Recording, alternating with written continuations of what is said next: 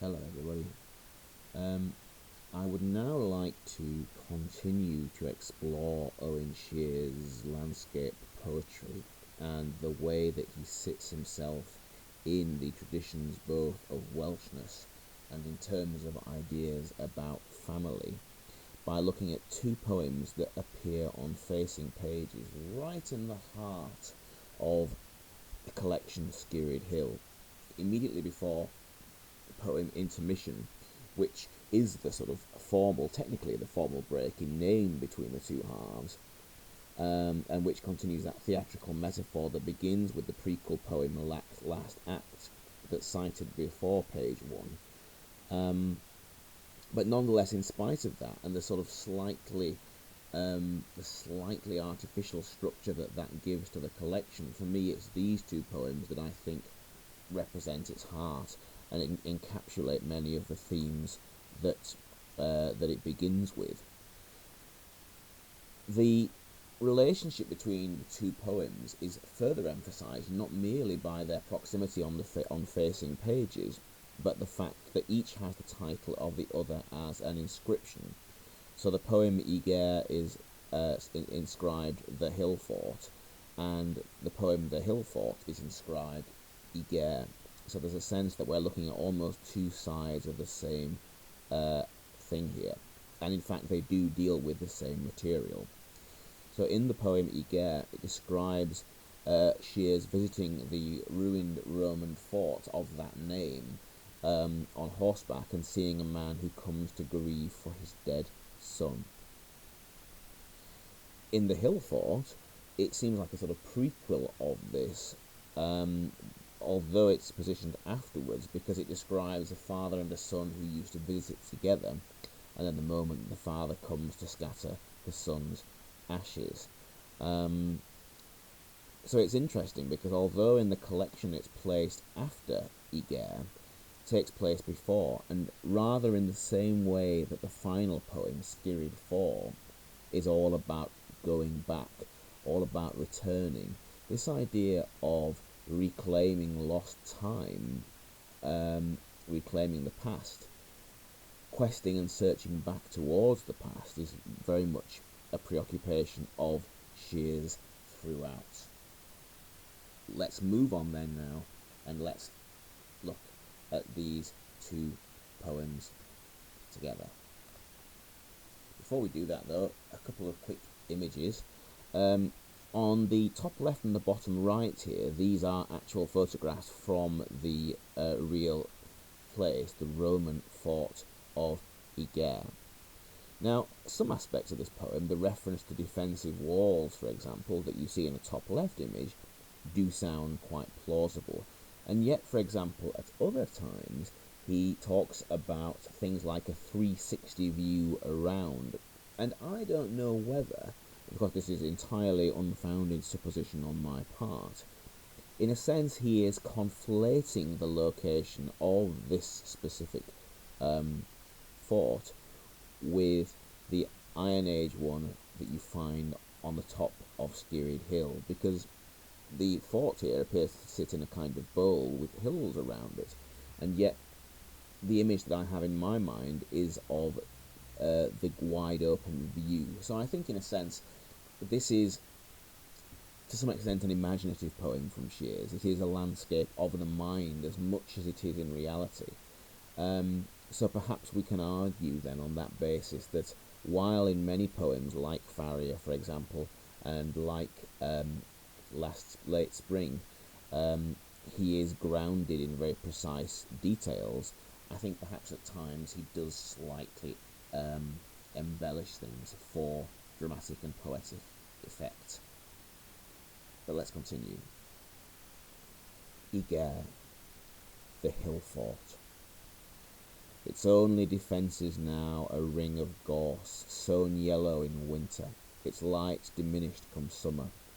Beyond the mossy gums of trench and rampart, gateways that open to the view only, and a stone pile marking the centre where my horse threatens beneath me, jittery from a long gallop, veins mapping under her skin over her twitching muscle, and nostrils full of smoking embers. The land is 360 about you here, an answer to any question, stitched with river silver, so I think I understand why the man who lost his son comes here only in bad weather, when he can lean full tilt against the wind's shoulder, take the rains beating, the hail's pepper shot, and shout into the storm, finding at last something huge enough to blame. And now the hill fort began. On a clear day he'd bring him here, his young son, charging the hill as wild as the long-maned ponies who'd watch a moment before dropping their heads to graze again. When he finally got him still, he'd crouch so their eyes were level, one hand on the small of his back, the other tracing the horizon, pointing out all the places lived in by the fathers and sons before them, Tretower, Raglan, Redwoodine. And what he meant by this but never said was, look over this land and see how long the line is before you, how in these generations we're no more than scattered grains, but from here in this view 90 years are much the same, that it isn't the number of steps that will matter, but the depth of their impression. And that's why he's come back again, to tip these ashes onto the tongues of the wind and watch them spindrift into the night, not just to make the circle complete, to heal or mend, but because he knows these walls, sunk however low, still hold him in as well as out, protect as much as they defend. Note now, before we scroll backwards to the first poem, Gaer, how this second poem here ends with the idea of defense. Protect as much as they defend. Freedom to and freedom from. It's that old dilemma. Think that thought, hold it in your mind, and let's go back to the beginning. So the poem Gaer begins, its only defences now, a ring of gorse. Straight away then, in terms of the description of this ruined fort, we have an image of the passage of time. It's almost Ozymandias-like, the way in which we're looking at this structure that was once powerful, that has now been ravaged. And there's a sort of juxtaposition between the stone walls that it refers to and a ring of gorse, these bushes.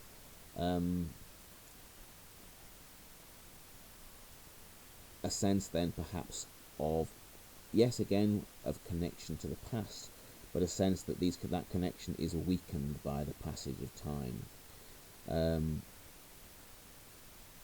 He talks about gorse that flowers in the winter, something that seems to thrive in the harshest conditions, and then actually fades away in the summer when you would think it would be more favourable. The fort in the next stanza is personified, the mossy gums of trench and rampart. Once again, we have this idea of a landscape that is personified, such as we saw in Skirrid 4 and elsewhere. This landscape that is so vivid and so alive for Shears. But gateways that open to the view only. So again, linking back to the idea of the only defences in the first stanza, now these gateways that open on nothing, no army, no defence. And a stone pile marking the centre. Again, it is unsaid that these were mighty walls at one time, and yet the title of it, more explicitly, the inscription, the subtitle, tells us that. And so again, the juxtaposition between the idea of the powerful hill fort and the stone pile, again, emphasises the passage of time and this sense of transience, the sense that the most powerful achievements of mankind once again pass away.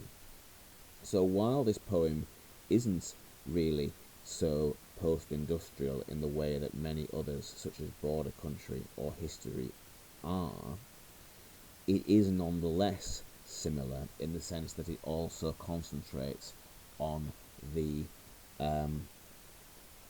on the insignificance of man and the way in which nature wins out in the end.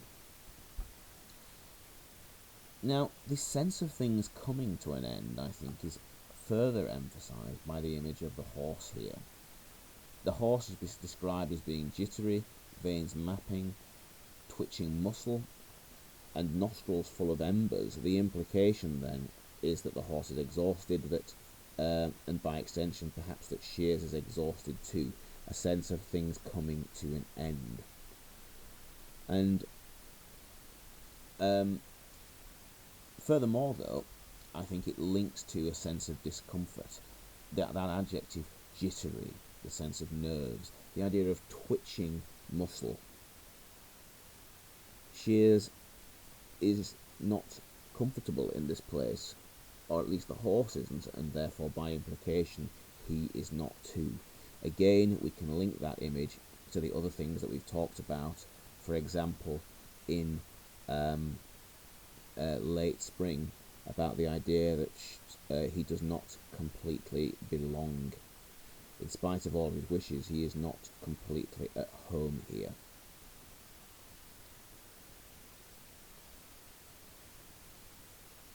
Now, there's a sense about control, arguably. The implication that the force was built to control and now the force is gone. He has clearly ridden this horse hard, driven it hard, i.e. controlled it, dominated it, and now the horse is exhausted. Horses can only give so much. Even structures can only give so much. In the end, our power is finite. The fact that the verb mapping there is used to describe those veins, sort of rather metaphorically. Again, mapping is seen as being a tool of control. Once you map a locality, you have the capacity to rule it, and so I think that relates to that now.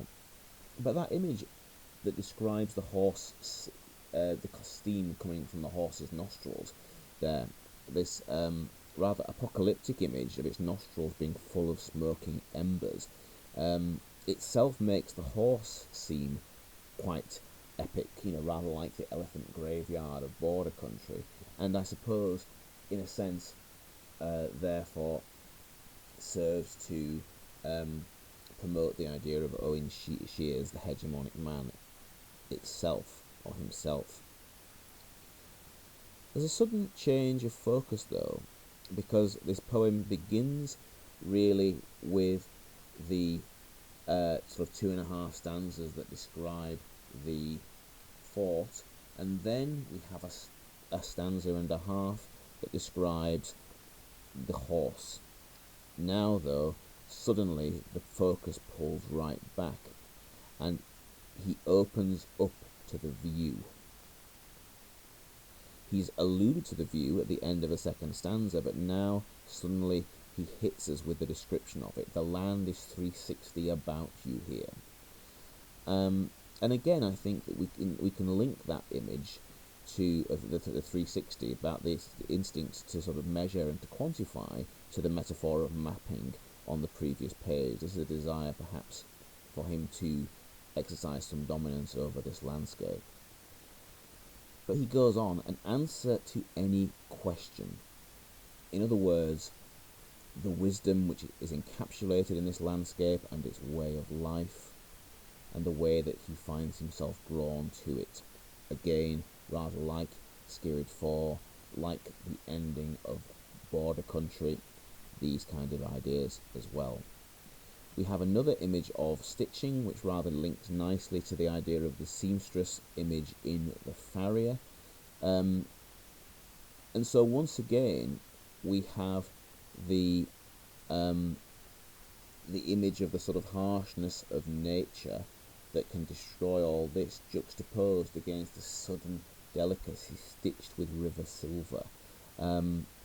Think about the sort of the assonance of those lovely delicate I sounds, river, silver. It's almost a sort of rhyme. It's a kind of half rhyme there, and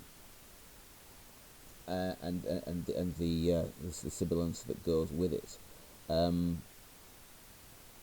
That there is beauty even in the harshness of this landscape, just as there is a ring of gorse in winter. You can equate those two things.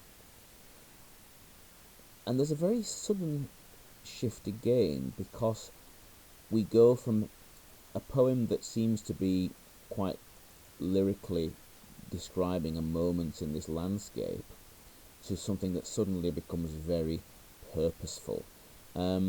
And I think particularly the way that he does this, the way that he puts these sort of rural figures in the landscape, feels rather like some of the poetry of Wordsworth. So again, I suppose there is an element of the romantic tradition in this. Because he will suddenly write, "So I think I understand why the man who lost his son comes here only in bad weather." Now, we don't know who this man is. It is completely ambiguous. It could be anyone. It could be someone known to Shears, a father figure. We don't know. It doesn't matter.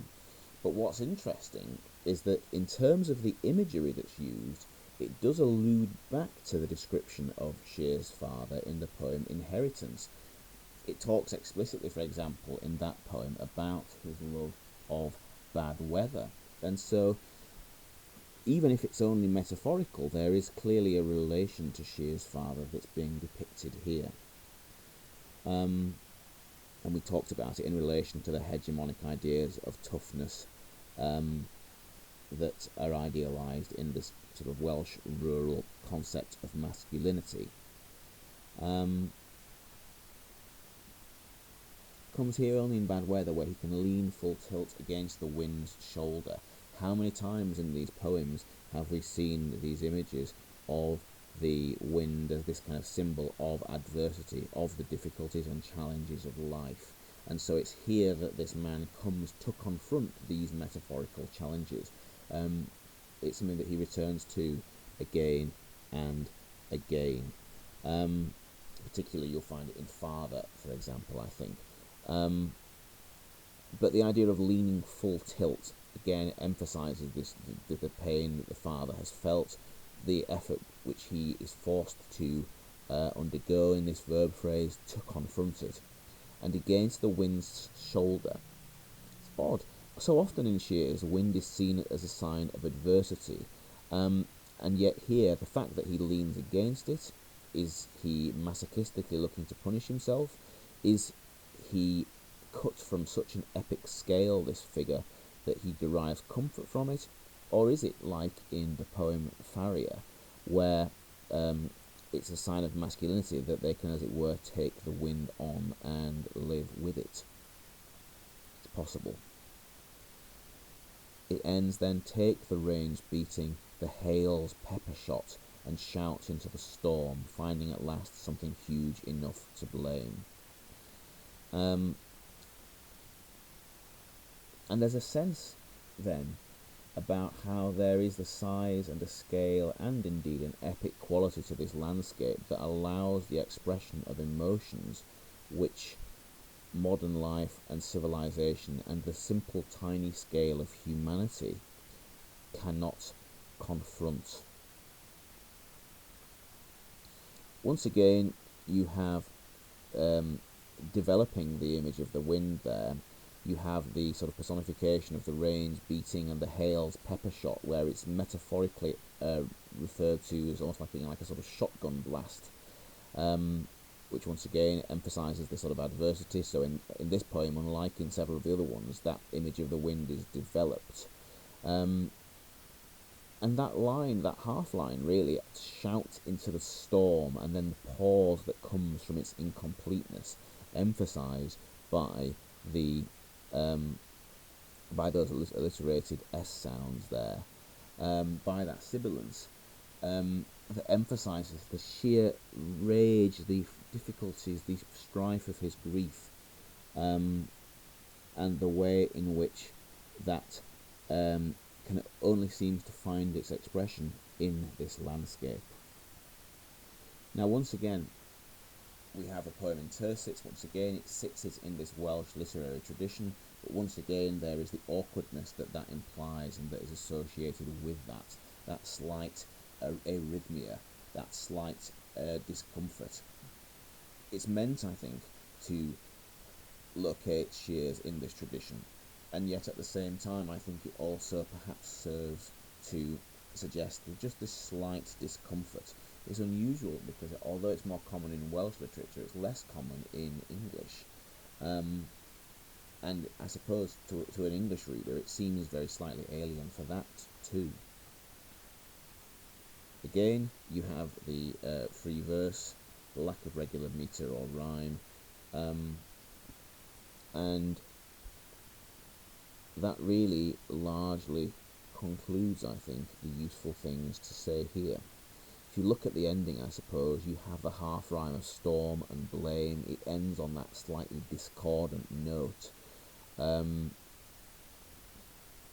which I think probably just emphasises the discomfiture of the tercet stanzas that I mentioned before.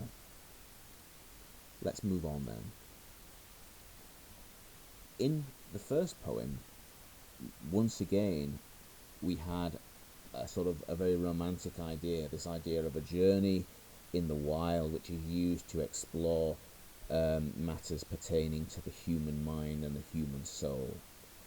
And we now have this carried on. Now, we don't know whether this here is entirely imagined, partially imagined. It's impossible for us to know. But it serves as a prequel for the previous poem. Notice in the previous poem, the weather was described as being quite wild, the idea of a man going into a storm to express his emotions. But notice now it's a clear day. We've gone back in time, and the pathetic fallacy tells us that everything is happy and well.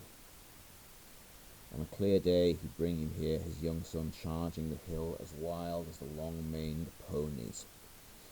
Now, in this context, these ponies will presumably themselves be wild, as is expressed by the adjective long-maned, because they're not groomed. So once again, you have the idea that this little boy belonging in this landscape just as they do. And in that continuous verb charging, you have a sense of the enthusiasm and the optimism of youth that he had. It's interesting how often, as for example in Border Country and other poems, it's interesting how often the optimism of youth is soured for Shears, and you really do get the feeling in some ways that he's been disappointed by the revelations of his adulthood, based on the number of times that he explores that in his poetry. But he goes again. Who'd watch a moment before dropping their heads to graze again when he finally got him still. Notice that the fact that these animals are so at home with them implies that this boy is a part of this landscape, is a natural and a normal phenomenon. He belongs in a way that, as we have discussed, Shears perhaps does not quite. It goes on then, when he finally got him still, he crouched so their eyes were level, one hand on the small of his back, the other tracing the horizon. So we have this really quite nice bit of proxemics or haptics here, this image of the intimacy between father and son. And if we think about what we've said in terms of the very slight sense of distance that we seem to sense between the depictions of Shears and his father, perhaps again this is something that he idealizes, a relationship of complete intimacy between parent and child. Now, the tracing of the horizon relates back to the 360 view described in the previous poem, and again I think seems to support my idea that the landscape that's being described here is a sort of composite, a kind of compound as it were. Partly it owes something to the hill fort of Gaer, but also spiritually it owes something to the description of Skirrid Hill itself, which so many things in this collection seem to come back towards. and you have this sort of litany, this kind of musical asyndetic list of names. And in the same way that we said that the first poem, Gaer, was about connection to the past, we see that explored again here. The passing on of knowledge from the father to the son is how, in times gone by, people learned. And I suppose, again, it's a contrast to the bookish education that's explored in, for example, the Equation or Hedge School. This is the wisdom of generations. And what he meant by this, but never said, was, look over this land and see how long the line is before you, how in these generations were no more than scattered grains. Now, I think, first of all, if we were looking for a kind of quotation that provides a key to Shears's poetry, perhaps that might be it. Look over this land and see how long the line is before you, because it encapsulates all these ideas of heritage and of belonging that he is so keen to explore. And it's made explicit here because it's being passed from father to son. And yet again, the idea that these people in the modern time now are being described with that metaphor as being no more than scattered grains. Once again, it emphasizes human fragility, human transience, human impermanence and insignificance in the world. And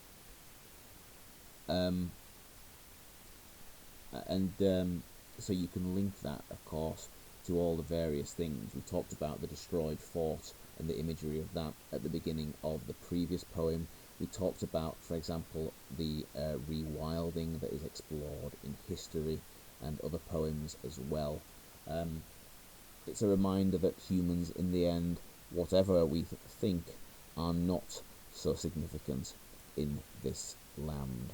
And I suppose you could argue that in itself, that feeling of insignificance, I haven't mentioned this actually, perhaps unwisely in the previous poems, but I suppose we can argue that feeling of relishing this small part of humanity is a very sublime emotion in its own right.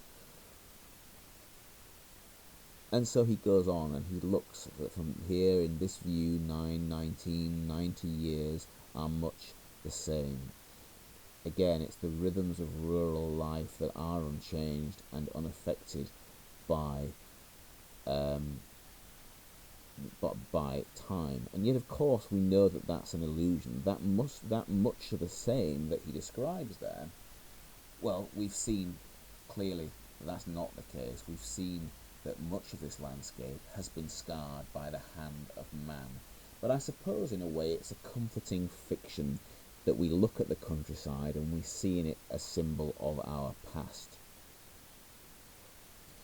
And we have this slightly trite aphorism that it isn't the number of steps that will matter, but the depth of their impression. In other words, then, that in the insignificance of life, it's how much you make it count that matters.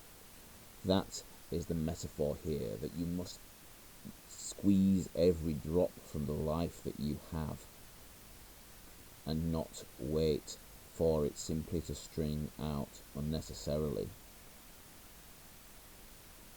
It's a real sort of powerful moment, because again, this aphoristic style is not one that we particularly associate with Shears. It's not one that we often see.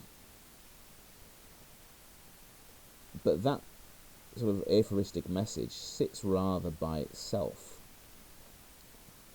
because the first half of this poem depicts this journey between the father and the son. But what we have in the second half, and the volta here falls on the and at the beginning of this next stanza, the third to last stanza, is a sort of disruption of the natural order, because we have this sort of archetypal idea that people have children, they grow old, they die, and the children themselves grow old and die. But that natural order here is is shaken because we suddenly learn that this man has lost his son. And that's why he's come back again to tip these ashes onto the tongue of the wind and watch them spindrift into the night. Now, first of all, again, it's that sense of communing with the harshness of nature, which in itself symbolises the harshness of life, that I think draws him to refer once again to the wind again. And in other places, for example, here it's described as being blade-like. For example, it's in various capacities described as violent, but here this idea of the wind as being tongued, it's personified as being almost monstrous. Notice how the poem began on the idea of a clear day, but now suddenly the sun is dead and it is night. Alluding to the winter at the beginning of the first poem, we get a sense that the cycle is being complete here. In this second poem, it is returning around to the beginning. And that cyclical element is emphasized in this next stanza, because he says, not just to make the circle complete, to heal or mend. This idea that all of life is a circle. We are born, we grow old, and we die, ashes to ashes, and all this sort of thing. Not simply to make the circle complete, to heal or mend. He's not looking for what the psychologists call closure, but because he knows these walls, sunk however low, again alluding back to the beginning of the poem, to the pile of stones that's described, still hold him in as well as out, protect as much as they defend. So, he comes here then, says Owen Shears, because these walls still protect. Obviously not in any physical sense, so the protection that they now offer is a kind of spiritual and a moral one. They represent the past for this man. They represent precisely the traditions that he was trying to pass on to his son, and therefore that is why he comes here now. He comes here to feel what we might describe as connected.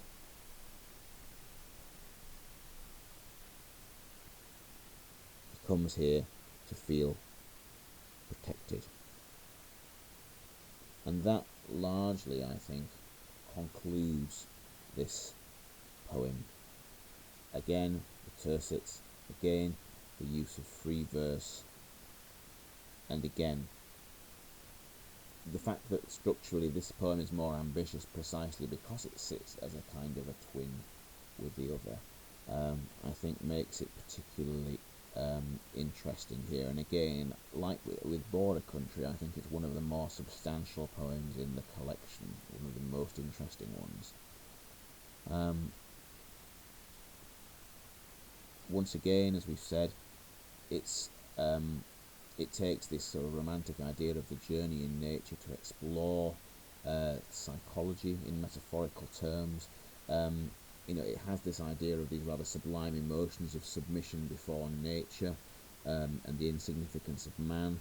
I think all of these things are important ideas that are explored here. But on that note, I'll leave this video here, and we will pick up again later. Thank you once again.